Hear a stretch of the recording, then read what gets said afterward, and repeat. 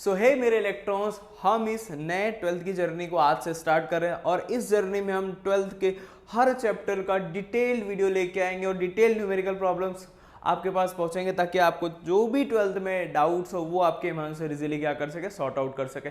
सो आज का हमारा जो सेशन वीडियो रहेगा वो रहेगा chapter number 1 electric charges and electric field पर। अब जैसा कि हम जानते हैं बेटा, हमारे पास 5 ब्रांच ऑफ फिजिक्स होती है जो कि हमें क्या होता है, पढ़ना होता है। पहला ब्रांच ऑफ फिजिक्स होता है अपने पास इलेक्ट्रोस्टैटिक्स, ठीक है, इलेक्ट्रोस्टैटिक्स। उसके बाद होता है इलेक्ट्रोडायनेमिक्स, फिर उसके बाद होता है रे ऑप्टिक्स, फिर है वेव ऑप्टिक्स, फिर उसके बाद है अपने पास मॉडर्न फिजिक्स। ठीक है, इन सारे ब्रांचेस को मिला करके हमें टोटल 14 चैप्टर्स पढ़ने बेटा। तो इलेक्ट्रोस्टैटिक में हमारे पास है 2 चैप्टर, फर्स्ट और सेकंड। इलेक्ट्रोडायनेमिक्स में अपने पास 3rd to 8th। Ray optics में चैप्टर नंबर 9, वेव ऑप्टिक्स में चैप्टर नंबर 10 और 11 to 14 आता है अपना मॉडर्न फिजिक्स में। इन सब को मिला करके होते हैं हमारे पास 14 chapters. Through out the year हमें 14 चैप्टर्स क्या है, पढ़ने हैं। और आज के सेशन वीडियो में हम अपना चैप्टर नंबर 1 स्टार्ट करेंगे जो कि है electric charges and electric field. अब इसमें हमारे पास इलेक्ट्रोस्टैटिक के 2 ब्रांच है बेटा, सॉरी इलेक्ट्रोस्टैटिक के 2 चैप्टर्स हैं। पहला है अपने पास इलेक्ट्रिक चार्जेस एंड फील्ड, दूसरा रहेगा अपने पास इलेक्ट्रोस्टैटिक कैपेसिटेंस और इलेक्ट्रोस्टैटिक पोटेंशियल। अब इन दोनों चैप्टर्स हम जो डिस्कस करेंगे वो स्टैटिक प्रॉपर्टी के बारे में डिस्कस करेंगे। एज वी नो दैट कि जो इलेक्ट्रॉन्स होंगे अपने पास 2 कंडीशन में होंगे, एक होगा स्टैटिक कंडीशन, दूसरा होगा डायनेमिक कंडीशन। तो पहले 2 चैप्टर में हम जो कंडीशन पढ़ेंगे that will be electrostatic, that means electron at rest. तो हम स्टार्ट करते हैं अपना जो पहला कॉन्सेप्चुअल वीडियो है। ज्यादा टाइम वेस्ट ना करूंगा ताकि 15 से 20 मिनट हमारे एक टॉपिक इजीली कंप्लीट हो और डेली इसी टर्म्स में आपको क्या हो, वीडियोस मिलते रहे। ओके, तो सबसे पहले है चार्ज। तो बेटा चार्ज एक्चुअली क्या होता है, तो हमारे पास प्रॉपर्टी होती है किसी भी मैटर की, चार्ज वहीं पे होते हैं। तो प्रॉपर्टी अपने पास 2 टाइप की होगी, एक होगी इंट्रिंसिक प्रॉपर्टी, दूसरी होगी एक्सट्रिंसिक प्रॉपर्टी। जो चार्ज है हमारे पास वो इंट्रिंसिक है कि एक्सट्रिंसिक है, कैसे पता चलेगा? तो बेसिकली मैटर के अंदर जो प्रॉपर्टी होगी वही हमें बताएगी इंट्रिंसिक प्रॉपर्टी, और मैटर के बाहर है दैट मीन्स वो क्या हो जाएगी, एक्सट्रिंसिक प्रॉपर्टी। जो चार्ज होता है मैटर के अंदर होता है that means charge is an intrinsic property. Okay, तो इसका डिफाइन अगर हम बनाएंगे तो कुछ इस तरीके से बनेगा कि charge is an intrinsic property of matter by which it can produce and experience electric fields and magnetic fields. So that is the definition of electric charge. So basically हमारे पास चार्ज के कितने टाइप है बेटा, एक second कुछ board में issue आ रहा है। ओके, चार्ज के अपने पास 2 टाइप होता है, बट यहां पे हम कंसीडर करेंगे 3, इलेक्ट्रॉन, प्रोटॉन और neutron. That means positive charge, negative charge plus neutral charge भी हम कंसीडर करेंगे समझने के लिए। बाकी हम डिफाइन उसको करेंगे 2 ही, एक पॉजिटिव और एक नेगेटिव के लिए। तो बेसिकली अपने पास है सबसे पहला टर्म जो होगा वो होगा इलेक्ट्रॉन, उसके बाद है अपने पास प्रोटॉन, फिर उसके बाद है अपने पास न्यूट्रॉन।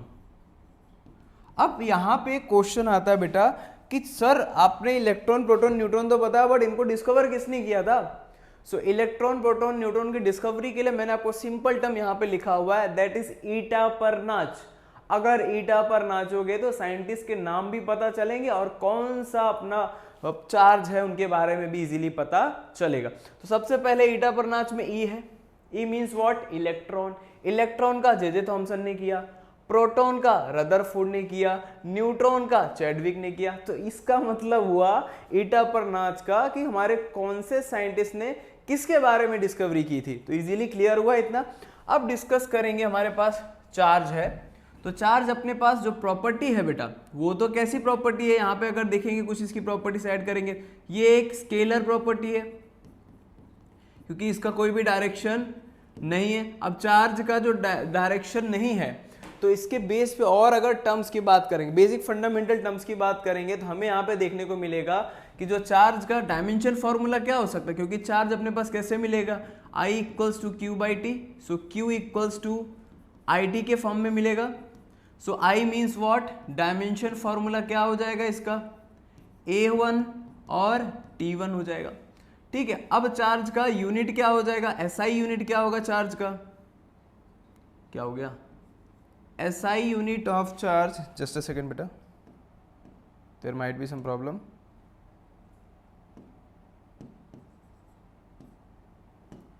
ओके, आ गया। SI यूनिट इसका हो जाएगा बेटा कूलम, जिसको किससे डिनोट करते हैं, C से। अब हमारे पास जो चार्ज होगा बहुत बड़े फॉर्म में भी हो सकता है, बहुत छोटे फॉर्म में भी हो सकता है, तो ये बेसिक प्रॉपर्टीज है इसकी, इतना हमें पता चलना चाहिए। चार्ज से रिलेटेड जो भी टर्म्स होगा हम अभी धीरे धीरे समझेंगे, और पूरे टर्म्स का निचोड़ जो होगा पूरा वो हम इजीली क्या करेंगे, गो थ्रू करेंगे। ठीक है, सबसे पहले इलेक्ट्रॉन, इलेक्ट्रॉन पे जो चार्ज होता है दैट इज वो क्या होगा, नेगेटिव होगा। प्रोटॉन पे जो चार्ज होगा वो क्या होगा, पॉजिटिव होगा। अब ये भाई साहब ठहरे न्यूट्रल, दैट मीन्स इन पे क्या होगा, कुछ नहीं, जीरो, ना तो पॉजिटिव ना तो नेगेटिव। इलेक्ट्रॉन की वैल्यू क्या होगी बेटा, 1.6 into 10 to the power minus 19 coulomb. Proton की वैल्यू भी वही होगी, बट चार्ज पॉजिटिव है, यहाँ पे नेगेटिव हो जाएगा। 1.6 into 10 to the power minus 19 coulomb, यहाँ पे न्यूट्रॉन है, न्यूट्रल है, तो जीरो हो गया। ठीक है, अब मास, सर मास क्या हो सकता है इलेक्ट्रॉन का, मास ऑफ इलेक्ट्रॉन होगा बेटा 9.1 into 10 to the power minus 31 kg, ये हुआ इलेक्ट्रॉन का मास। अब मास ऑफ प्रोटॉन क्या होगा, 1.6727 into 10 to the power minus 27 kg, ये हुआ हमारे पास मास ऑफ प्रोटॉन। और ये हुआ mass of neutron, that is 1.6749 into 10 to the power minus 27 kg। अब अगर आपसे कोई पूछे कि इलेक्ट्रॉन, प्रोटॉन और न्यूट्रॉन में सबसे हैवियर कौन है, तो आपको एक ही जवाब देना है कि neutron is the heavier in all of them. तो सबसे भारी कौन है यहाँ पे, तो सबसे भारी है यहाँ पे अपना इलेक्ट्रॉन, सबसे भारी है ये भाई, मींस हैवी। क्लियर हुआ। अब अपने पास जो इतनी प्रॉपर्टीज हुई, ये चार्ज से रिलेटेड हुई कि चार्ज ये हुआ, चार्ज के लिए इतने टर्म्स हुए, यूनिट हुआ। हम चार्ज को नैनो कूलम में भी रख सकते हैं, पिको कूलम में भी रख सकते हैं, माइक्रो कूलम में भी रख सकते हैं, क्योंकि 1 कूलम ऑफ चार्ज बहुत बड़ी क्या हो जाएगी, क्वांटिटी हो जाएगी। तो ये बेसिक टर्म हुआ चार्ज से रिलेटेड, जो हमें पता है कि इतने टर्म्स हम अगर खींचे तो इजीली बता सकते हैं कि ये क्या हो सकता है। ठीक है, ओके। अब उसके बाद है अपने पास कंडक्टर, डायरेक्टली कंडक्टर आ गया क्या, ओके। अब जैसे कि अगर मैं बात करूं कि अपने पास अब चार्ज अवेलेबल है, तो सरफेस पे या सिस्टम में बेसिकली दो ही टाइप के चार्जेस होंगे, या तो प्रोटॉन होगा या तो इलेक्ट्रॉन होगा। न्यूट्रॉन तो क्या होता है, जो न्यूक्लियस को संभाल के रखता है। अगर न्यूट्रॉन ना हो तो न्यूक्लियस बने ही ना, वो स्टेबल ही ना रहे, उसका स्ट्रक्चर ही फॉर्म ना हो, तो न्यूट्रॉन क्या है, बहुत ज़्यादा जरूरी है। बट उनके बैलेंस के लिए इलेक्ट्रॉन प्रोटॉन अपने पास होता है। तो सबसे पहले अपने पास आता है टॉपिक कंडक्टर और इंसुलेटर में क्या है। तो बेटा कंडक्टर का मतलब होता है कि कोई भी ऐसा मान सकते हैं मेटल मान लो, कोई भी ऐसी प्लेट मान लो, सीट मान लो, या कोई भी ऐसी चीज मान लो जिसके ऊपर इलेक्ट्रॉन क्या हो, फ्रीली मूव कर सके विदाउट एनी बाउंडेशन। जब इलेक्ट्रॉन मूव कर रहा है तो इसका मतलब वो क्या हो जाएगा, वो हो जाएगा कंडक्टर। अब जब उसको बाउंडेशन लग गया, लाइक अगर यहाँ पे एक वायर देखो, इस वायर को मैंने इजीली टच किया हुआ, ठीक है। जब इस वायर को टच किया मतलब इसके इलेक्ट्रॉन सरफेस पे नहीं आ सकते, फ्रीली मूव नहीं कर सकते। जब सरफेस पे या फ्रीली मूव नहीं कर सकते तो इसका मतलब हमें ये समझ में आता है कि वो क्या हो जाएगा, इंसुलेटर हो जाएगा। इंसुलेटर हो सकते हैं हमारे पास, रबर हो सकता है, प्लास्टिक हो सकता है, पीवीसी हो सकता है। तो मतलब अलग अलग टाइप के क्या हो सकते हैं यहाँ पे, इंसुलेटर्स हो सकते हैं। यहाँ पे मैंने कुछ एग्जाम्पल्स दिए हैं। अब देखो, जिसकी वजह से ये पूरा कंडक्शन पॉसिबल होगा कंडक्टर में, उसको क्या बोलेंगे हम यहाँ पे, कंडक्टिविटी। दो चीजें होती हैं, कंडक्टिविटी और क्या होता है, रेजिस्टिविटी। कंडक्टिविटी जिसकी वजह से फ्लो करता है। अगर कंडक्टिविटी ज्यादा है मतलब इलेक्ट्रॉन इजीली मूवेबल है, अगर वहां पे इलेक्ट्रॉन्स इजीली मूवेबल नहीं है तो दैट मीन्स वहां पे कंडक्टिविटी ज्यादा नहीं है बेटा, वहां पे क्या है, रेजिस्टिविटी ज्यादा है। क्लियर हुआ इतना? ओके जैसे कि देखो मैंने सिल्वर का एग्जांपल लिया हुआ है, गोल्ड लिया हुआ है, कॉपर लिया हुआ है, स्टील लिया हुआ है, सी वाटर लिया, मतलब ये सब क्या है, गुड कंडक्टर्स है। मतलब ये सबसे हाईएस्ट में क्या है, सिल्वर है, गोल्ड है, इसके हिसाब से सबका अलग अलग क्या होगा, कंडक्टिविटी, जो जितना ज्यादा इलेक्ट्रॉन क्या कर सकता है उसके सरफेस पे फ्लो करा सकता है वो होगा अपना कंडक्टर। अब सेम उसी तरीके से देखो रबर हो गया, ग्लास हो गया, ऑयल हो गया, डायमंड हो गया, ड्राई वुड हो गया, ये सब एग्जाम्पल्स है बेटा अपने पास इंसुलेटर के। तो ये अपने पास बेसिक टर्म है, बहुत ज़्यादा टफ नहीं है, थियोरेटिकल टर्म है। तो थियरी जो जितना ज़्यादा है हम उतने डिटेल में जाएंगे बट उसका ज़्यादा डेमोन्स्ट्रेशन हम नहीं करेंगे। तो ये अपने पास कंडक्टर और इंसुलेटर, आपको बचपन से ये चीज़ें पता ही है। अब उसके बाद आता है properties of charges, most important topic है। हमें सबसे पहले अगर चार्ज समझना है तो उसकी प्रॉपर्टीज कैसी होंगी। तो प्रॉपर्टीज हमारे पास बेसिकली जो मेंशन टाइप में है बेटा वो है अपने पास, पहला है additivity of charges, conservation of charges, quantization of charges, charge is transferable, charge is invariant. अब अगर देखा जाए तो सबसे पहली प्रॉपर्टी अगर हम डिस्कस करेंगे जो इसमें मेंशन नहीं है वो हो जाएगी हमारे पास बेटा, पहला like charges repel, unlike charges attract. ठीक है, मतलब अगर प्रोटॉन प्रोटॉन हुआ तो रिपल्सन होगा, इलेक्ट्रॉन इलेक्ट्रॉन हुआ तो रिपल्सन होगा, अगर वही प्रोटॉन और इलेक्ट्रॉन हुआ तो अट्रैक्शन होगा। ठीक है, अगर इलेक्ट्रॉन प्रोटॉन हुआ तो अट्रैक्शन होगा, मतलब सेम चार्ज हुए तो भाई साहब सिंपल सी बात है, एक म्यान में दो तलवार नहीं रहने वाली है। पॉसिबिलिटी है नहीं कि दो अगर चीजें सेम हो दोनों के बीच में अट्रैक्शन हो, दैट मीन्स उनके बीच में क्या क्रिएट होगा, रिपल्सन। अगर दो बुद्धिमान लोग एक जगह है तो दोनों के बीच में जरूर मतभेद होगा, क्योंकि दोनों अपने आप को कम समझने की कोशिश बिल्कुल भी नहीं करेंगे। तो ठीक उसी तरीके से चार्ज भी है, अगर चार्ज दोनों पॉजिटिव है दोनों नेगेटिव है तो उनके बीच में क्या होगा, रिफ्लेक्शन होगा, सॉरी क्या बोलते हैं, उनके बीच में रिपल्सन होगा, रिफ्लेक्शन नहीं होगा। ओके आगे पहला है अपने पास एडिटिविटी ऑफ चार्जेस। एडिटिविटी बेटा नाम से इसके पता चल रहा है कि मतलब कुछ ऐड करने की बात कर रहा है। एडिटिविटी मतलब चार्ज को ऐड करना है। सपोज अपने पास ये एक सिस्टम हो गया, इस सिस्टम में कुछ चार्जेस है अपने पास Q1, Q2, Q3, Q4, Q5 up to system में चार्जेस है। मतलब इस सिस्टम में जितने भी चार्जेस होंगे सबका सम एक किसी यूनिट चार्ज के क्या होगा, बराबर होगा। अगर मैं बोलूं ये यूनिट चार्ज मेरा Q हो सकता है तो सिस्टम में जितने भी चार्ज होंगे सब क्या हो जाएंगे बेटा, Q1 plus Q2 plus Q3 plus Q4 up to Qn, ये हो जाएंगे अपने पास सिस्टम में सारे चार्जेस का क्या हो जाएगा, समेशन हो जाएगा, जो कि हमें क्या करेगा, इनके बीच में ये प्रॉपर्टी बताएगा। And that is listed with like the additivity property of electric charge says that if there are n number of charges, we have taken 5 charges, we can take from Qn, okay, n number of charges present in the inside, the total charge present will be the algebraic sum of the individual charge. So ये इस individual charge के क्या हो गया, ठीक है, इसके क्या हो गया, एल्जेब्रिक सम के क्या हो गया, बराबर हो गया। तो पहली प्रॉपर्टी है एडिटिविटी ऑफ चार्जेस, मतलब सिस्टम में जितना भी चार्ज होगा सबका सम किसी एक चार्ज के क्या होगा, बराबर होगा। कंजर्वेशन ऑफ चार्जेस, तो बेटा जैसे हमें पता है एनर्जी के बारे में तो ठीक उसी तरीके से हमें पता होना चाहिए चार्ज के बारे में भी।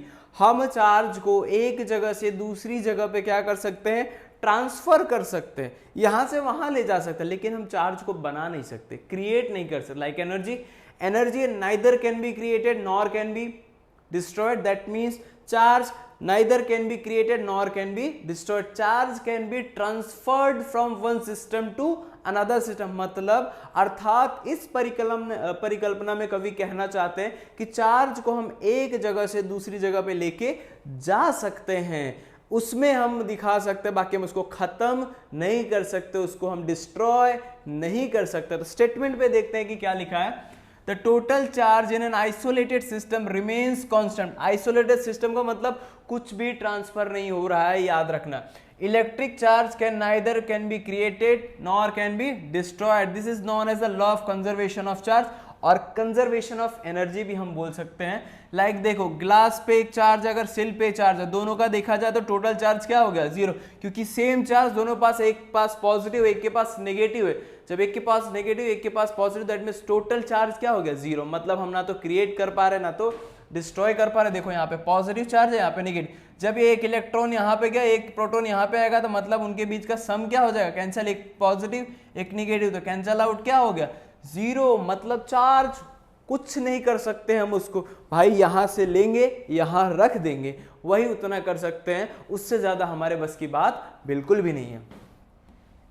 ओके, अगला है क्वांटाइजेशन ऑफ चार्जेस। सो बेटा सबसे बेसिक टर्म ये है कि मैं जब भी क्लास लेता हूं तो बच्चों से ये पूछता हूं कि बेटा क्वांटाइज का मतलब क्या होता है, ठीक है, कि क्वांटाइज मींस एक्चुअली होता क्या है। सो क्वांटाइज मींस होता है बेटा ये इतने वर्ड का मतलब है अपने पास फिक्स्ड, मतलब हमारे पास जो चार्ज फिक्स्ड ऑफ चार्जेस, मतलब हमारे पास सिस्टम में जो भी चार्जेस होंगे उनका अमाउंट कुछ ना कुछ फिक्स होगा, 2 3 4 5 6 7 प्लस माइनस 0 कुछ भी हो सकता है, बट वो फिक्स फॉर्म में अवेलेबल होंगे। स्टेटमेंट के बेस पे देखें तो चार्ज इज ऑलवेज ट्रांसफर्ड, मैंने जैसा बताया, as integral multiple of charge of an electron such that q equals to ne, ये हुआ अपने पास q इक्वल्स टू एनी, ये क्वांटाइजेशन पता करने के लिए। n इज इंटीजर, हमें पता है इंटीजर क्या होगा, पॉजिटिव होगा, नेगेटिव होगा और 0 होगा, मतलब चार्ज हमारा पॉजिटिव बिल्कुल सही, नेगेटिव बिल्कुल सही, 0 न्यूट्रल सही, मतलब तीनों कंडीशन आ रहा है, दैट मींस वो क्या बता रहा है, इंटीजर फॉर्म बता रहा है, ठीक है। और E क्या हो गया अपना, इलेक्ट्रॉन की वैल्यू जो अपने पास है 1.6 इंटू 10⁻⁻19 कूलम। अब हमें पता कैसे चलेगा कि क्वांटाइजेशन पॉसिबल है कि नहीं, जैसे कि मैंने एक बेटा एक Q की वैल्यू दी है अपने पास 6.4 इंटू 10⁻⁻19 कूलम, और मुझे पता करना है कि क्वांटाइजेशन पॉसिबल है कि नहीं। तो अपने पास फॉर्मेशन क्या है, Q equals to ne, n equals to क्या हो जाएगा Q बाई ई, Q कितना है बेटा 6.4 इंटू 10⁻⁻19, E कितना है बेटा अपने पास 1.6 इंटू 10⁻⁻19, कैंसल आउट 16 4 जा 64, n की वैल्यू कितनी आई बेटा यहाँ पे 4 आई, जब 4 आई मतलब फिक्स वैल्यू आई, 4 इलेक्ट्रॉन है, आधे इलेक्ट्रॉन नहीं, मतलब ये फ्रैक्शनल फॉर्म में नहीं आएंगे, फ्रैक्शन 2/3 5/8 इस तरीके के फॉर्म में ये नहीं आएंगे, हमेशा इंटीजर फॉर्म में आएंगे, फिक्स्ड अमाउंट में आएंगे। तो हमारे पास क्या आया, n इक्वल्स टू 4 आया। क्लियर है, इतना टर्म समझ में आ गया सबको। अब वही अगर मैं Q equals to 9.7 into 10⁻⁻19 coulomb की बात कर रहा हूं, तो मुझे आपको कमेंट करके बताना है क्या इसमें क्वांटाइजेशन ऑफ चार्जेस पॉसिबल है, क्वांटाइजेशन ऑफ चार्जेस पॉसिबल है कि नहीं, ये आपको क्या करना है, कमेंट करना है, ठीक है बेटा। यहां तक अगर आप पहुंच गए हो तो कमेंट करो क्या क्वांटाइजेशन ऑफ चार्जेस पॉसिबल है कि नहीं है। आगे अगले अपने प्रॉपर्टी की तरफ बढ़ते हैं, चार्ज इज ट्रांसफरेबल, जी हाँ बिल्कुल ट्रांसफरेबल होगा, क्यों, क्योंकि मास of neutron, mass of proton, mass of electron, सबका मास तो है दादा, चलते तो मास दादा, आते तो मास, तो मास कितना है इसका मास है 1.6749 into 10⁻⁻27 kg, 1.6727 into 10⁻⁻27 kg, 9.1 into 10⁻⁻31 kg, मतलब जब इलेक्ट्रॉन का मास है, जब इसका मास है, तो जब मास होता है जिस बॉडी का वो इजीली ट्रांसफर हो सकता है, चाहे वो कैसा भी बॉडी हो, अगर मास अवेलेबल है तो जाएगा, अगर मास नहीं तो ट्रांसफरेशन क्या होगा, पॉसिबल है ही नहीं, ट्रांसफरेबल है ही नहीं, ठीक है बेटा, इतना। ओके, लास्ट है अपने पास चार्ज इज इनवेरिएंट। सर ये पॉइंट तो बुक में है ही नहीं, ये आप क्यों बता रहे हो, तो बेटा ये सबसे इंपॉर्टेंट पॉइंट है उन चारों के बीच में, तो रटा रटाया है, वो तो आपको पता ही है होगा, लेकिन इनवेरिएंट का मतलब होता है, दो चीजें होती, फिक्स्ड और होता है नॉट फिक्स, मतलब जो कंटिन्यूअसली वेरिएबल फॉर्म में हो और जो इनवेरिएबल फॉर्म में। वेरिएबल का मतलब हम उसको बार बार चेंज कर सकते हैं, इनवेरिएबल का मतलब होता है जिसको हम चेंज नहीं कर सकते, वो फिक्स होता है किसी भी फ्रेम ऑफ रेफरेंस से, किसी भी स्पीड पोर्शन के बेस पे। लेकिन जो चार्ज होता है वो फिक्स नहीं होता है, सॉरी वो फिक्स होता है। इनवेरिएंट का मतलब अगर हिंदी में कहें तो उसको बोलते हैं अचल। अचल का मतलब इनवेरिएबल ही होता है, मतलब ये फिक्स फॉर्म में ही होगा, इसमें कोई भी चेंजेस नहीं होगा। चाहे जितने फ्रेम ऑफ रेफरेंस से आप चार्ज को देखोगे उसमें कोई भी चेंजेस नहीं आएंगे, उसकी जो वैल्यूज होगी, उसकी जो प्रॉपर्टीज होगी वो क्या होने वाली है, सेम ही होने वाली, इसमें कोई डिफरेंस आने वाला नहीं है। तो अगर देखें, the electric charge of a particle remains constant regardless of the frame of reference. Frame of reference में अपने पास है inertial, non inertial frame of reference के बेस पे हम देख सकते हैं, तो भी हमें वो वैसा ही दिखेगा, उसकी वैल्यू वैसी ही रहेगी, उसमें कोई भी चेंजेस नहीं आने वाले हैं। On the condition under which is observe, वहां पे हम कंडीशन की बेस पे स्पीड भी क्या कर सकते हैं, मेजर कर सकते हैं। स्पीड के बेस पे भी करेंगे तो भी उसकी जो भी मास होगी, जो भी वैल्यू होगी, जो भी उसकी मैग्नीट्यूड होगी, जो इंटेंसिटी होगी, उसमें किसी भी प्रकार का चेंजेस बिल्कुल भी नहीं होगा। तो यहाँ पे हमने प्रॉपर्टीज ऑफ चार्जेस देख लिए हैं। अब हम अगले वीडियो में डिस्कस करेंगे बेटा, हमारे पास क्या अगले वीडियो में मेथड्स ऑफ चार्जिंग के बारे में डिस्कस करें। तब तक आप ये छोटे छोटे पॉइंट जो हमने आज पढ़े, बहुत छोटा सा लेक्चर था, उसको नोट डाउन करें, नोट्स बनाएं और व्हाइट पेज वाली नोट बनाने, ताकि आपके नोट्स एकदम मस्त बनने चाहिए। ठीक है, तब तक के लिए बाय बाय।